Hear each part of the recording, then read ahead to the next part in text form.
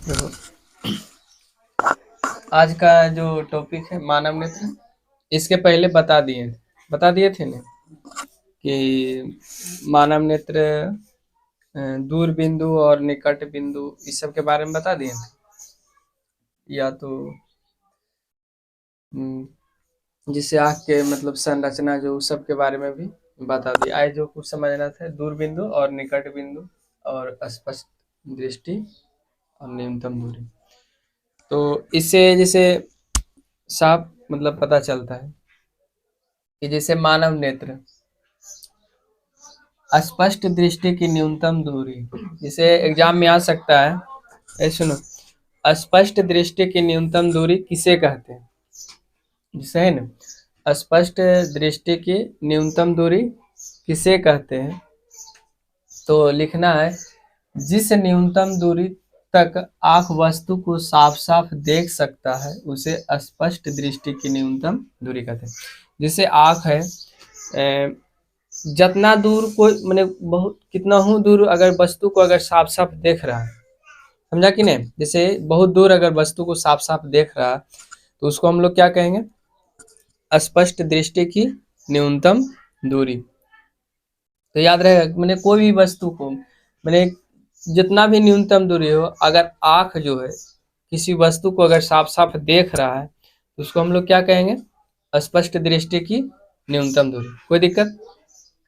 फिर इसे डी से सूचित किया जाता है, जिसे एग्जाम में आ सकता है डायरेक्ट कि स्पष्ट दृष्टि की न्यूनतम दूरी को किससे सूचित किया जाता है?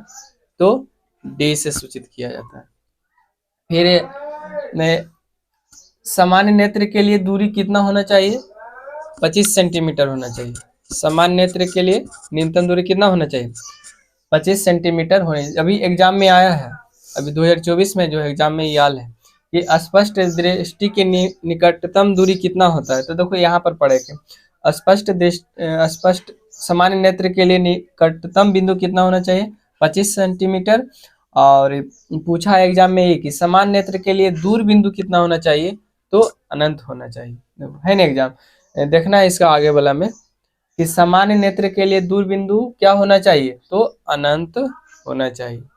स्पष्ट सामान्य नेत्र के लिए दूर बिंदु कितना होना चाहिए? 25 सेंटीमीटर होना चाहिए। कोई दिक्कत? दूर बिंदु किसे कहते हैं? तो वह दूरस्थ बिंदु जहां पर किसी स्थित किसी वस्तु को नेत्र बिना समंजन के स्पष्ट देख सकता है, तो नेत्र का दूरबिंदु कहा जाता है। जैसे बिना समंजन के, बिना हम मतलब आँख पर जोड़ लगेले अगर कोई वस्तु को देख रहे हैं तो उसको क्या कहेंगे? दूरबिंदु कहते हैं। अब जैसे यहाँ से ले लो, बहुत दूर अगर कोई वस्तु को देख रहे हैं तो बिना हमने आँख पर प्रभाव लाए बिना अगर कोई वस्तु को देख रहे हैं तो उसको क्या कहेंगे? दूरबिंदु कहेंगे। जैसे यहाँ लिखो, वह दूरस्थ बिंदु जहां पर किसी स्थित वस्तु को नेत्र बिना समंजन के स्पष्ट देख सकता है, तो नेत्र का वह क्या कहलाता है? दूरबिंदु कहलाता है। कोई दिक्कत? फिर एग्जाम में आएगा कि सामान्य नेत्र के लिए दूरबिंदु क्या होता है? तो अनंत होता है। क्या होता है? अनंत होता है। सामान्य नेत्र के लिए दूरबिंदु क्या होता है? अनंत होता है। जैसे ऑब्जेक्टिव ही सब बन रहा, फिर जैसे डायरेक्ट पूछ देता है एग्जाम में कि दूरबिंदु किसे कहते हैं। समझा? दूरबिंदु किसे कहते हैं? तो याद रखना, फिर समान नेत्र के लिए दूरबिंदु क्या होना चाहिए? अनंत होना चाहिए। क्या होना चाहिए? अनंत होना चाहिए। फिर है निकट बिंदु, वह निकटस्थ बिंदु जहां पर स्थित किसी वस्तु को नेत्र समंजन क्रिया से स्पष्ट देख सकता है, तो नेत्र का निकट बिंदु। अब जैसे कोई वस्तु निकट में रखा हुआ, उसको हम बिना समंजन लगाए, बिना आंख पर प्रभाव लगाए निकट की वस्तु को अगर साफ साफ देख रहे हैं तो उसको क्या कहेंगे? निकट बिंदु कहेंगे। क्या कहेंगे? निकट बिंदु। एग्जाम में आएगा कि सामान्य नेत्र के लिए निकट बिंदु कितना होना चाहिए? 25 सेंटीमीटर होना चाहिए। सामान्य नेत्र के लिए निकट बिंदु कितना होना चाहिए? 25 सेंटीमीटर। सामान्य नेत्र के लिए दूरबिंदु कितना होना चाहिए? अनंत होना चाहिए। सामान्य नेत्र के लिए दूरबिंदु क्या होना चाहिए? अनंत होना चाहिए। फिर दृष्टिप्रास, जिससे आ जाएगा कि दृष्टिप्रास किसे कहते हैं? दृष्टिप्रास किसे कहते हैं? तो दूर बिंदु और निकट बिंदु के बीच की दूरी को क्या कहते हैं? जैसे बाय चांस मान लो कि दूर बिंदु है और ये निकट बिंदु है, ये दोनों के बीच की दूरी को क्या कहते हैं? दृष्टिप्रास कहते हैं। क्या कहते हैं? दृष्टि परास कहते हैं। मैंने निकट बिंदु और दूर बिंदु के बीच की दूरी को क्या कहते हैं? दृष्टि परास कहते हैं। कोई दिक्कत? बोलो इसमें कोई प्रॉब्लम नहीं है। अब जैसे यहाँ पर समझना है दृष्टि दोष। 2024 में दृष्टि दोष नहीं पूछा कि दृष्टि दोष कितने प्रकार के होते हैं। 2025 में हो सके पूछ लेगा, कारण कि दृष्टि दोष जो है चैप्टर जो है इससे लगभग हर चैप्टर से ही पूछता है एग्जाम में। 1 क्वेश्चन 2 क्वेश्चन लगभग चैप्टर से ही पूछता है। तो जैसे दृष्टि दोष किसे कहते हैं? दृष्टि दोष माने आंख में दोष कैसे होता है? माने कई कारणों से नेत्र में जो है उसकी समंजन क्षमता या तो दूर वस्तु निकट वस्तु को अगर स्पष्ट रूप से नहीं देख सकता है तो उसको हम लोग क्या कहेंगे? दृष्टि दोष कहेंगे, है कि नहीं? माने अगर स्थित वस्तु को रेटिना पर बनाने की क्षमता खो देता है, जैसे दूर अगर जैसे सूर्य के प्रकाश आया तो किसी वस्तु पर अगर पड़ा तो अगर हम उस वस्तु को अगर साफ साफ देख रहे हैं तो इसका मतलब है कि हमें आंख में कोई प्रॉब्लम नहीं। अब से अंधेरा में तो हर कोई व्यक्ति को नहीं दिखाता है, लेकिन अगर प्रकाश रहते हुए अगर कोई वस्तु को हम लोग नहीं देख पाते हैं, इसका मतलब है कि उस व्यक्ति में दृष्टि दोष उत्पन्न हो गया। या निकट की वस्तु को साफ साफ नहीं देख रहा या तो दूर स्थित वस्तु को साफ साफ नहीं देख रहा। तो ये सब जो दृष्टि दोष ऐसे, अब जैसे बहुत मोबाइल चलाने पर भी दृष्टि दोष उत्पन्न हो सकता है। मोबाइल उतना ही चलाना चाहिए, यानी कि मोबाइल जो है चलाने का नियम है कि लाइट रहे तब मोबाइल चलाने की, अंधेरा में मोबाइल नहीं चलाए। रजाई में ओढ़ के अब देखते हैं बहुत सारा मतलब रजाई ओढ़ लेता है और मोबाइल चलाना स्टार्ट कर देता है। तो रजाई ओढ़ कर कभी भी मोबाइल नहीं चलाना चाहिए, कारण कि वहां पर जो है प्रकाश का आवागमन की सुविधा नहीं रहता, कारण अंधेरा रहता, अंधेरा में डायरेक्ट आंख पर प्रकाश पड़ता है, जिसके कारण जो है अगर कोई व्यक्ति को अगर हो गया तो उसमें निश्चित है कि दृष्टि दोष उत्पन्न हो सकता है। तो दृष्टि दोष क्या हुआ? कई कारणों से आंख में प्रॉब्लम आ जाना, या तो कोई वस्तु का प्रतिबिंब रेटिना पर नहीं बनता है तो उसको हम लोग क्या कहते हैं? दृष्टि दोष कहते हैं। तो दृष्टि दोष समझ गया? कोई दिक्कत? तो दृष्टि दोष कई कारणों से नेत्र बहुत दूर स्थित या निकट स्थित वस्तु को स्पष्ट प्रतिबिंब रेटिना पर बनाने की क्षमता खो देता है, तो उसे दृष्टि दोष कहते हैं। फिर मानव नेत्र में दृष्टि दोष कितने प्रकार का होता है? तो 3 प्रकार। डायरेक्ट क्वेश्चन पूछेगा कि मानव नेत्र में दृष्टि दोष कितने प्रकार के होता है? तो 3 प्रकार के होता है। कितने प्रकार के होता है? 3 प्रकार के होता है। पहला है निकट दृष्टि दोष, दूसरा है दूर दृष्टि दोष, तीसरा है जरा दूरदर्शिता, मतलब निकट दृष्टि दोष, दूर दृष्टि दोष और एक ठो है जरा दूरदर्शिता। तो जैसे निकट दृष्टि दोष को हम लोग मायोपिया भी कहते हैं। जैसे एग्जाम में आ सकता है कि निकट दृष्टि दोष का दूसरा नाम क्या है? तो मायोपिया, या मायोपिया का दूसरा नाम क्या है? तो निकट दृष्टि दोष। फिर दूरदृष्टि दोष हाइपरमेट्रोपिया कहते हैं, हाइपरमेट्रोपिया कहते हैं। जरा दूरदर्शिता को प्रेस बायोपिया कहते हैं। क्या कहते हैं? प्रेस बायोपिया। एक तो होता है संस्पर्श लेंस, सीधे नेत्र गोलक में लगा दिया जाता है। ये सब जो है ना हीरो हीरोइन लगा लेता है डायरेक्ट, मतलब नेत्र गोलक में ही लेंस लगा लेता है, पूरा गोल जैसा आता है और आँख में डायरेक्ट लगा लेता है, कारण आँख अच्छा दिखता है, मैंने लेंस लगा लेता है। अब जैसे किसी चीज को, कोई वस्तु को डर लगता, मैंने अगर किसी को पानी देखकर डर लगता है या किसी को आग देखकर अगर डर लगता है तो लेंस लगा लिया जाता है, मतलब डायरेक्ट आंख में ही लेंस लगा देते, संस्पर्श लेंस उसको कहते हैं। वो सब हीरो हीरोइन लगा लेता है। तो संस्पर्श लेंस सीधे नेत्र गोलक में, जिससे नेत्र का जो गोलक होता है ना काला, जो है ना काला हम लोग का काला, उसी में डायरेक्ट लगा देता है।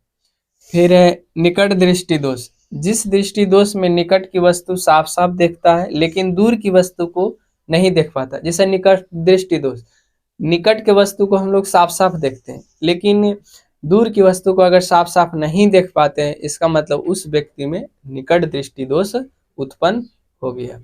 तो निकट दृष्टि दोष अब जैसे आएगा कि निकट दृष्टि दोष का विशेषता या कितने प्रकार के हैं या वर्णन करें, तो इसी तरह पहले निकट दृष्टि दोष के पूरा डिफिनेशन लिख देंगे। फिर है निकट दृष्टि दोष का कारण है, कैसे होता है निकट दृष्टि दोष? तो नेत्र लेंस तथा रेटिना के बीच की दूरी कम हो जाता है। देखो ये जो है ना, नेत्र लेंस और रेटिना के बीच की दूरी क्या हो जाता है, मैंने बढ़ जाता है। ये दोनों के बीच की दूरी क्या हो जाता है, बढ़ जाता है। फिर उसे नेत्र लेंस की आवश्यकता से अधिक मोटा, मैंने ये जो है ना नेत्र लेंस का ये जो है ना पूरा अधिक से अधिक मोटा हो जाता है, जाने जैसे फोकस दूरी कम हो जाता है। अब जैसे बोलो लेंस ही हम लोग का मोटा हो जाएगा तो उससे फोकस जाएगा, मैंने प्रकाश जाएगा, उससे नहीं जा पाएगा। इसका मतलब है कि उसको फिर यहाँ पर है दूर बिंदु निकट बनना, जैसे ई जो है ना अधिक मोटा हो जाता है, आई नेत्र गोलक क्या हो जाता है, बड़ा हो जाता है, या नेत्र लेंस तथा रेटिना के बीच की दूरी बढ़ जाता है। तो कारण देखो दो याद रखना है कि नेत्र लेंस तथा रेटिना के बीच की दूरी क्या हो जाता है, बढ़ जाता है। फिर नेत्र लेंस की आवश्यकता से, मैंने लेंस जो है आवश्यकता से अधिक मोटा हो जाता है, तो उसको हम लोग क्या कहते हैं, मैंने दूसरा कारण है। अब कहेगा निकट दृष्टि दोष का निवारण किस लेंस से करते हैं, तो अवतल लेंस से करते हैं। निकट दृष्टि दोष का निवारण किस लेंस से करते हैं, अवतल लेंस से करते हैं। एग्जाम में आज डायरेक्ट पूछता है कि निकट दृष्टि दोष का लेंस का निवारण किससे करते हैं, तो अवतल लेंस से करते हैं। किस लेंस से करते हैं, अवतल लेंस से। या निकट दृष्टि दोष का दूसरा नाम क्या है, तो मायोपिया। या मायोपिया को किस लेंस से निवारण किया जाता है, तो अवतल लेंस से निवारण किया जाता है। तो कोई दिक्कत, स्पष्ट दृष्टि न्यूनतम दूरी समझ गया, दूर बिंदु भी समझ गया। मैंने अगर कोई वस्तु दूर अगर उसको स्पष्ट देख रहे हैं तो उसको दूरी बिंदु कहते हैं। निकट बिंदु हुआ, दूर बिंदु का समान नेत्र की क्या होता है, मैंने सामान्य नेत्र के लिए दूर बिंदु क्या होता है, अनंत होता है।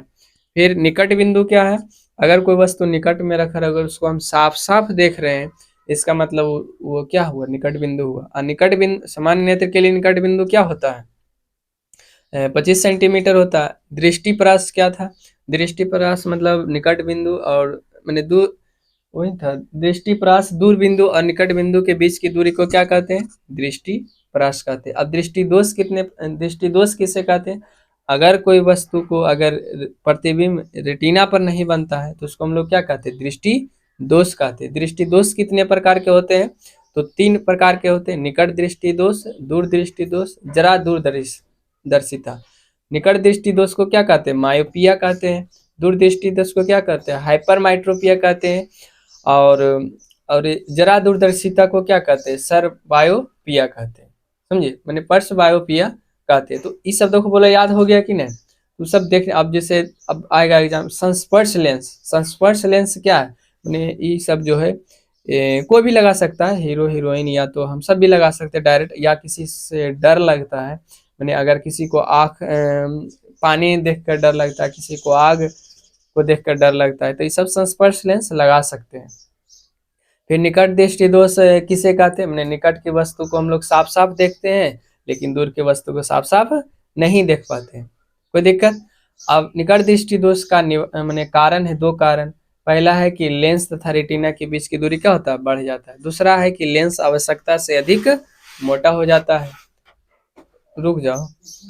फिर निकट दृष्टि दोष का निवारण किस लेंस से करते हैं, तो अवतल लेंस से करते हैं। बोलो कोई दिक्कत नहीं, याद कर लें। देखो हमको याद हो गया कि नहीं,